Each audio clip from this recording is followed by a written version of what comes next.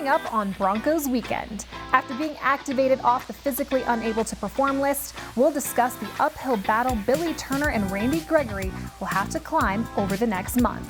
Then Steve Atwater and Orlando Franklin will share their biggest takeaways from Denver's first exhibition game and preview what we can expect tomorrow as the Broncos and Bills go head-to-head in preseason game number 2.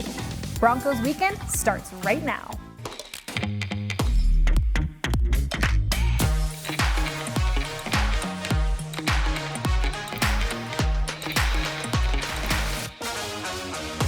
We are back. Welcome inside the UC Health Training Center for Broncos Weekend, everyone. I'm Alexis Perry, and I am thrilled to have the longest tenured star of this show back for another season, the Hall of Famer Steve Atwater. Welcome back, Steve. Thank you, AP. I appreciate it. And of course, Orlando Franklin, former Broncos offensive lineman, who you will all be seeing a lot more of on this show. Orlando, we are so glad to have you. Thanks for having me. I really appreciate it, AP. Well, we will take a deep dive into the Broncos' first preseason game against Dallas and discuss our expectations for tomorrow's game in Buffalo. But first, a lot has happened this week in terms of the roster. Outside linebacker Randy Gregory and offensive lineman Billy Turner returned to practice after being activated from the PUP list. Defensive backs K'Wan Williams and Ronald Darby, as well as outside linebacker Jonathan Cooper, returned from their nagging injuries. We also learned inside linebacker Jonas Griffith will miss 4 to 6 weeks with a dislocated elbow. Therefore, veteran Pro Bowl inside linebacker Joe Schobert was added for depth at the position. Finally, center Lloyd Cushenberry has a minor knee issue. He missed practice this week, but he should be back soon enough. Guys, let's actually go ahead and start with Randy Gregory and Billy Turner. These guys are playing catch up now that they weren't able to take part in anything but meetings and, of course, workouts. Nothing in terms of on-field installation. Coach Hackett, given his outlook on the preseason, we know that we are not going to see these guys over the next couple of weeks. So how difficult might this time be for these guys as they're trying to catch up physically for the NFL game? Well, I think it may be tough, just depending on what their mindset's like. Every person's different when it comes to that, I think. But fortunately, they've been here. They've been in the playbook. They've been at practice. They've been able to see the speed of the game and how fast that their teammates are playing. So I don't imagine it will be a huge jump for them. But once you get in there, then you got to get used to the tugging and the quick movements and the physicality. So it may take a while for them to get completely used to that. But I think in due time, they'll be ready to go. For me, it's two things. These guys have to get back to the conditioning of football. Football, when you're sitting there and you're on that sideline and you're just sipping that Gatorade, you're not out there getting after it, and you're not out there battling against your teammates. So it's all about the conditioning and being able to focus back on how do I get myself in a shape enough where I could withstand a 12-play drive. Because these guys, for all of OTAs, for training camp, they have not been working with their teammates. So it's all about the conditioning. Not worried about Billy Turner. Billy Turner's played offensive line in this league. This is his second stint with the Broncos, but he just came back from playing in this offense in Green Bay the last couple years and was a Swiss Army knife at that position. When it comes to Randy Gregory, come on, it's defense. You've been playing it all your life. You got to learn a little bit about the terminology, but it's all about the conditioning and getting used to, like what Steve said, the tugging aspect of it. Now, when you say conditioning, do you mean like running hundreds, or is it more doing plays during practice? Yeah, it's all about doing plays during practice and the force of it, right? These both people are very large human beings, and they play the offensive line and defensive line position. So just going against each other. Randy Gregory has to get used to a 330-pound human being pushing against him, and now trying to sling him to the ground or trying to, push him backwards. And he has to also get used to being able to use that shoulder and extend and be able to get after these guys. So it's really just getting back into football shape, because you know it, Steve. Doesn't matter how much you sit there and run hundreds. Until you play football, that's football shape. Yeah. Well, Saturday night, it felt like the air was sucked out of Empower Field at Mile High. Second play of the game, Jonas Griffith, he goes down, grabbing his elbow. Dislocated elbow, out 4 to 6 weeks. What we know about Jonas Griffith, I think it might be safe to say he'll be back closer to 4 weeks than 6. Yeah, he's the type of guy who really puts his mind into working hard. He wants to be the best player that he can. He's just got really great morals and really great work ethic. So he's going to do everything he can to be back even sooner than everyone's anticipating. So don't be surprised if by week 1 he's running out there on the field with the starters. Right. Yeah, that elbow, it's something that you do not love to see at the linebacker position, but those guys are built like that. You know, as linebackers, you got to go take on a guard pulling. You got to take on a tackle trying to down block on you. And then, oh, by the way, you got to go find the ball carrier. So linebackers are built differently. And just watching Jonas fly around out there in OTAs and training camp, I anticipate that he's chomping at the bit and ready to get back out there with his teammates. Who steps up in the meantime at that position, Orlando? Well, it's going to have to be Joe Sherbert. I know you just got here, but it's full-fledged, and you got to get in because we know the Broncos would love to be in base, but in today's NFL, it's easy now to get a team to go in their dime personnel or their nickel personnel, where there's only one linebacker or even two linebackers out there on the field. So these younger guys are going to get an opportunity, but Josie Jewell is going to be your starter. Now it's up to Sherbert getting into football shape, playing against these guys, making sure he builds up those calluses against these offensive linemen. So week one, he's ready to go as well. We also have Justin Stranad, got Alex Singleton and Barrington Wade, guys who've been here, been in the system a little bit. I think one of those guys may be able to step up too. I looked at the film from last week's game. Justin Stranad was flying around pretty good. Barrington Wade, the same thing, and contributing on special teams. So it'll be interesting to see which one of those guys is able to step up and make a difference while Jonas is healing that elbow. Baron Browning, if he needed to move back inside, he could. I don't like that. Do we want him to do that? Never. After last week? Absolutely not. It's if all else fails, Baron Browning could move back inside, but I don't think we'll ever want to see him inside ever again. We'll talk about that here in the second block. But you guys, we also learned this week that Jerry Jeudy is a huge Pat Surtain fan. He said that PS2 will be as good or better than the corners he will face this year. So do you guys think that he's better than J.C. Jackson, Rock Ya-Sin right now? I think Pat Surtain is definitely a top 10 cornerback in this league. I love where Jerry Jeudy is coming from on this take because for me, when I got here, I was a second-round pick and Von Miller was the first-round pick. And Von, from day one, wanted to prove that he was worthy of being the second overall pick. So that meant Von was going to go hard each and every day at practice. Some days when I was banged up, I was like, come on, Von, could we brother-in-law, please? No. And he would just be like, no, we're going full speed. But what that allowed me to do now is learn how to work through it. But I would have the communication with Von on a week-to-week basis when we would go live reps against the defense, and I say, okay, I'm playing Justin Houston this week. This is what he likes to do. So for a couple reps of this period, you give me these moves, and then I will now mimic the offensive tackle that you're going against this week. Awesome. So I think it now helps you have a great working relationship when you have a guy like Pat Surtain and a guy like Jerry Jeudy, because when you get ready to play Jalen Ramsey, hey, he wants to press, right? And he wants to be physical. So you tell Pat Surtain, hey, this is what I need out of you. And vice versa, whoever, if it's Cook or Cooper Kupp, Jerry Jeudy's got to give that look to Pat Surtain as well. And that's how you really build a good team rapport, a back and forth relationship. Yeah, and I would imagine while they were at the University of Alabama, they had some battles there. Yeah. Two great players, two first rounders. And I agree with you. I think they can both be really good for each other because not only will Pat Surtain help Jerry Jeudy, I think Jerry Jeudy will help Pat Surtain with the routes he runs because with the suddenness of his routes, I don't see many guys that can keep up with him if they're in flow playing true man-to-man coverage. But yeah, it's going to be a great matchup and great that they're working together. The thing I hope the most is that they have the relationship that we had when DeMarcus Ware got here from the Dallas Cowboys. When D. Ware came here, he would look down the line and he'd be like, hey y'all, O's pulling. And I'm sitting there in my stance and I'm wondering how in the world does he know that I'm pulling? But after the play, I went and talked to him and he told me, hey, every time you're pulling, that back foot is just pointed out a little bit more, so you're giving it away. But I was able to adjust and now make some corrections to my game where I didn't give it away to the other team. So that's what Jerry Jeudy and Pat Surtain should be doing, especially with having that relationship, going against each other, Alabama, having those battles. You got to have that relationship, though, because if a guy is like, well, I'm happy to see this guy, if we're not on the same team later on, so I'm not going to tell him, Yeah. But hopefully I believe they have a great relationship where they will share those types of things. Yeah, iron sharpens iron, right, guys? Yeah. Pat Surtain, a guy that we cannot wait to see on the field. I mean, actually, scratch that. We can wait. Right? We can wait until week one, that's for sure. But still to come here on Broncos Weekend, Steve and Orlando will share who caught their eye Saturday against the Cowboys. Don't go anywhere.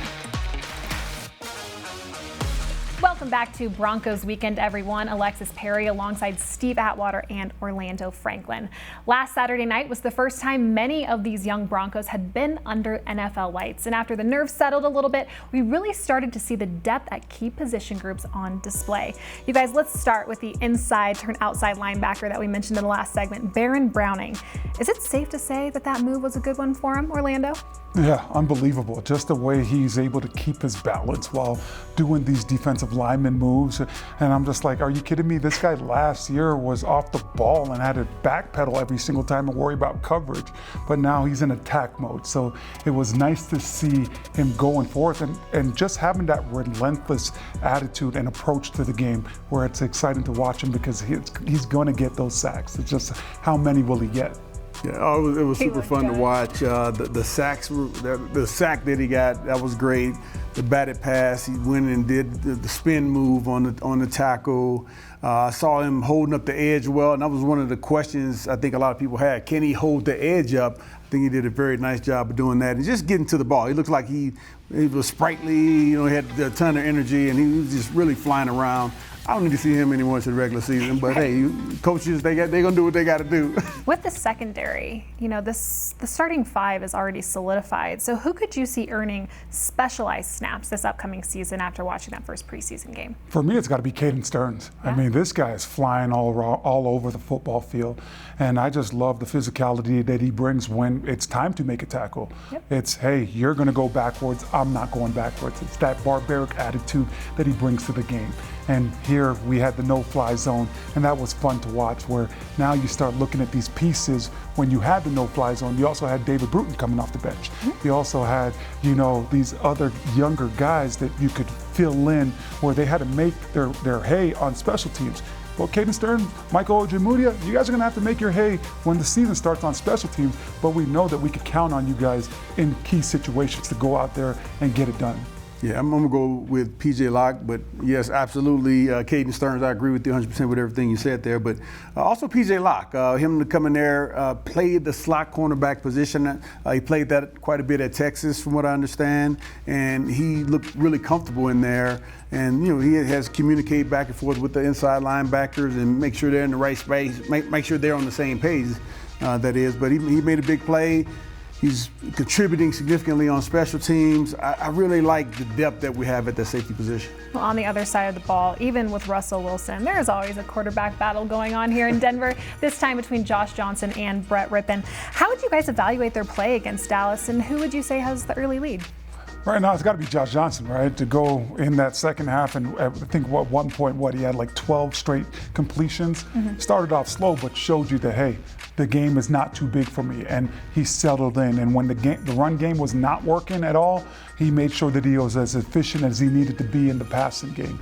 So just watching him, watching the poise that he brings to the offense when he's out there, especially with a lot of young guys, having that veteran presence help out these young guys be calm when they're out there trying to play and trying to win and have success on offense. So for me, it's got to be Josh Johnson having the upper hand. Yeah, and I heard Coach Justin Alden and Coach Nathaniel Hackett both mention today that Josh Johnson will be starting again for the second time in a row. Yep.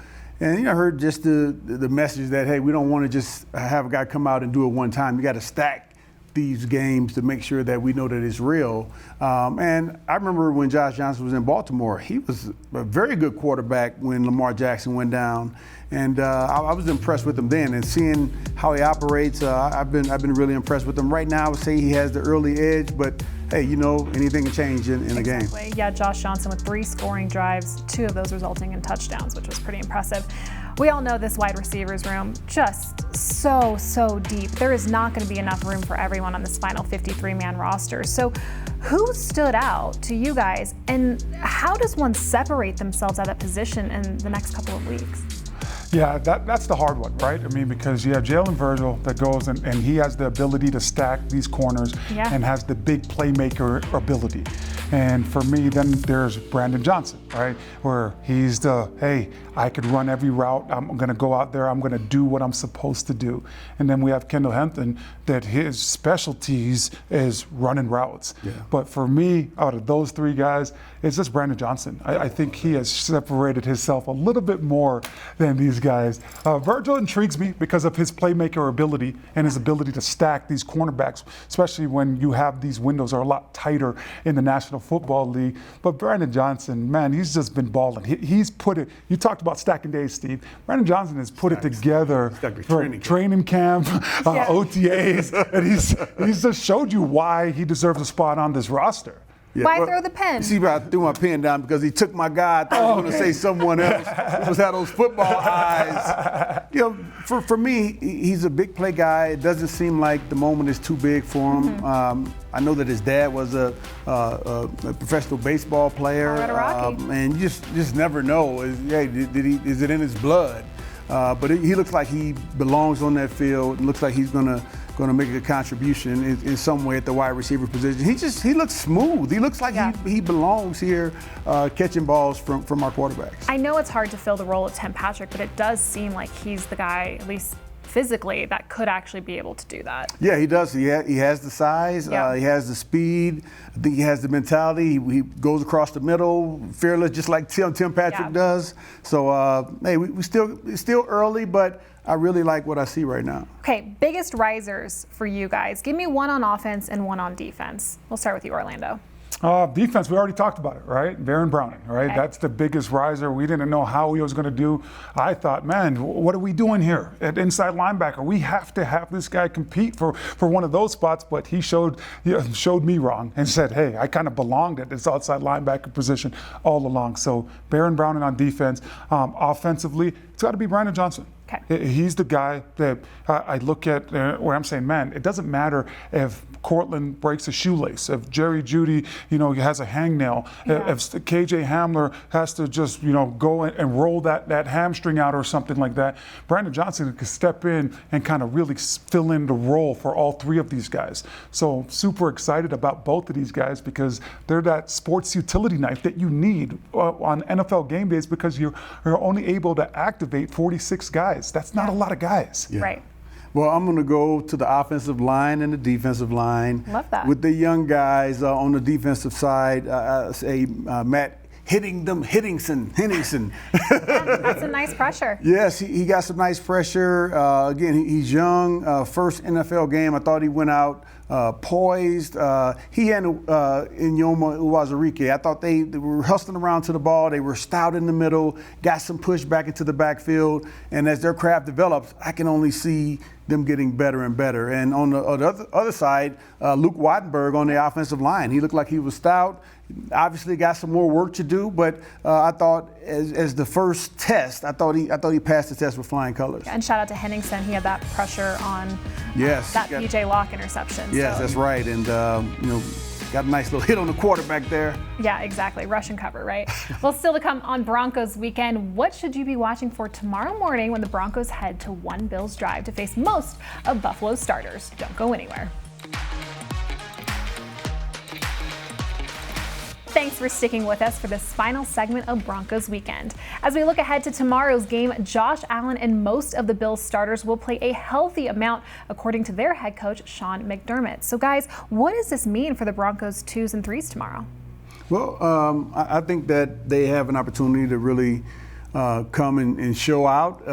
And that's what you have to do. You got to stand out. You got to do something to where you catch the coach's attention. You can't be on the field for a quarter or a half of the game and not do anything. Just be out there, oh man, I'm a second late, I almost got there. No, you got to make the play when you have the opportunity. And they'll have plenty of opportunities, especially with this Buffalo Bills offense. It's very explosive.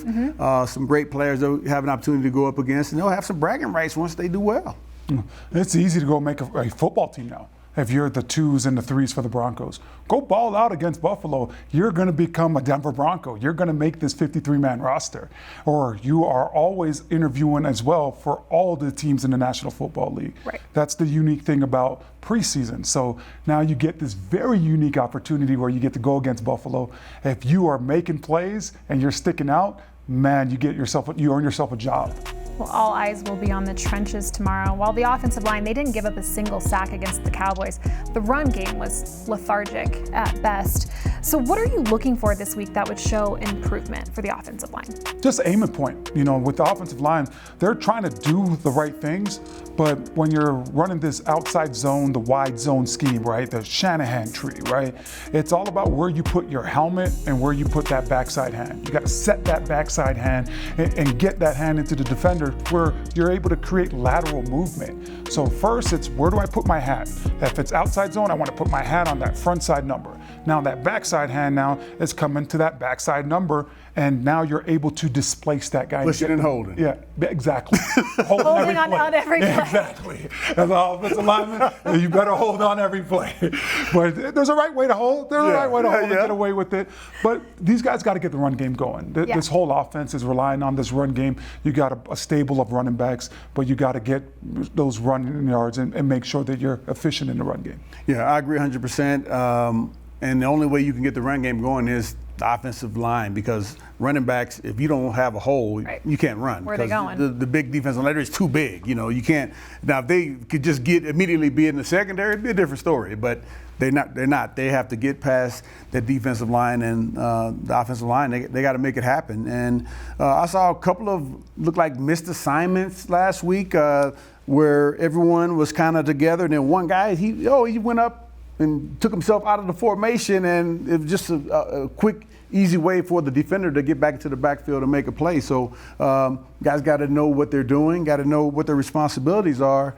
That's the first step, and then, like I said, you got to be in sync and make something happen there. Yeah, it's all about getting to your aim and point at every single time. And now, how do you make everything work? If you're a backside guy, your job is to cut it off, to give that running back that backside A gap now, and you cannot now shoot up and be short on the aiming point, because you're going to get edged every single time, and that's when the play gets blown up in the backfield.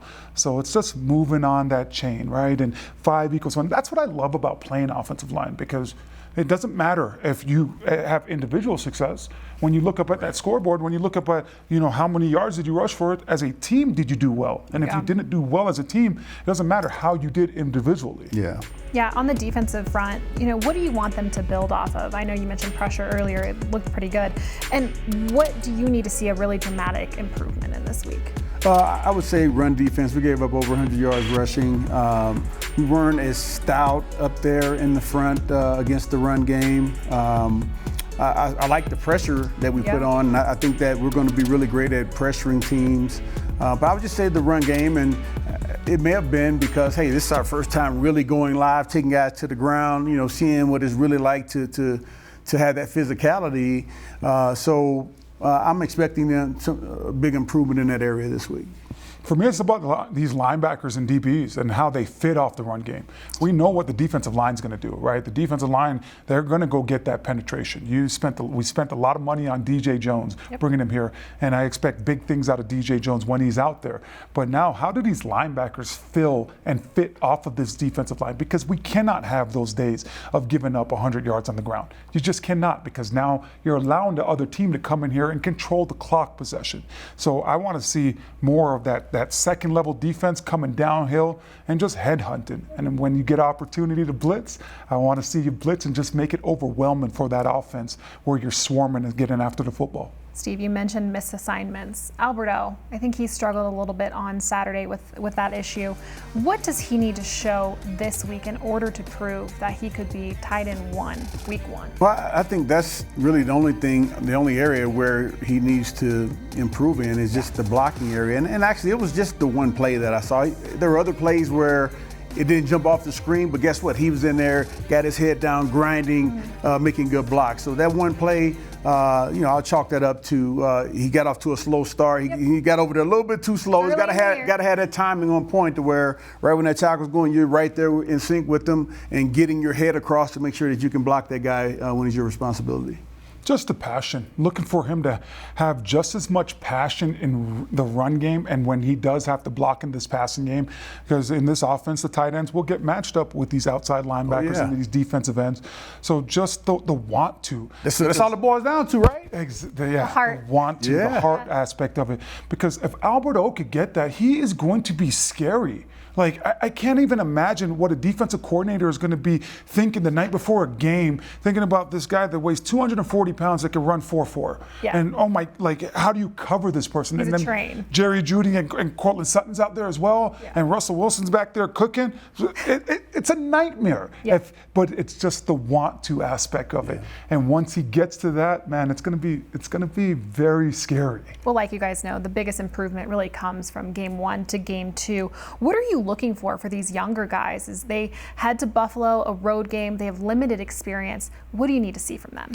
Well, again, really just making plays, especially if you aren't a lineman or if you're not a starter. You got to be playing special teams, and you got to make plays on special teams. If you got contained and somebody gets outside of you, that just cannot happen. I saw some tape of our guys playing special teams in Montreal, Washington. Had a beautiful return. Yep. I saw the Dallas Cowboys punt team. They got outflanked by our guys. Our guys caved down. Barrington Wade had a great block. P.J. Locke had another great block there. I really like to see that. The more of that you can do, the better you're going to help your chances. I can't believe it took this long to hear Montreal, Washington. I know, Crazy. Yes. Yeah, what do you think, Big O? For me, it's all about consistency, AP, because we know that Sean McDermott's going to play his starters, and they're going to play a healthy part of this game. Yeah. So, yes, we watched our twos go at the twos and get the best of the Cowboys. Now, how do you now come into this game and be consistent when you're not going against the twos?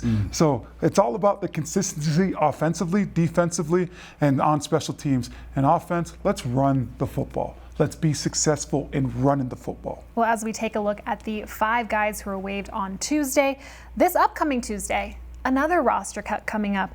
Which players have the most at stake? Wow. Again, for me, it's the guys who either, you haven't proven yourself in previous years, so you're a new player, and if you're not starting with the twos, that is, you should be worried. You should be kind of concerned about it. And if you're not playing special teams, if you're not running out on some special team as in the first group, hey, you got to look in the mirror and say, hey, what do I need to do more? What can I do? For me, it's the playmakers. You got to look at the 2 rooms that are stacked, right? We talked earlier in the show about having the 5 solidified guys on the defense, right? Your 2 cornerbacks, your DBs, and your nickel guy, and K'Wan Williams. So who among these other guys now are going to continue to pop out and earn a spot on this roster? And then I also look at the wide receivers. Yep. When you have Cortland, when you have KJ, when you have all these other guys that we know what these guys could do, but these young guys have been flashing. So now how do you be consistent enough this week to flash when you're playing against the one defense against the Buffalo Bills? That's a good point. It's exciting to have depth like this. It is. Wow. It's super exciting. Hey, shout out to George Payton and the crew. Well, you guys, we covered so much today. Thank you so much. I can't wait to do it again next week. Oh, thank you, AP. Yeah. Well, don't forget to tune in to Channel 20 tomorrow at 11 a.m. Mountain Time. Steve Levy, Chad Brown, Ryan Harris, and Rod Mackey will have you covered for that game, while our very own Orlando Franklin will provide post-game analysis. You will not want to miss it. For Steve Atwater, Big O, and our entire Broncos broadcast crew, thank you so much for watching Broncos Weekend. We will see you next week.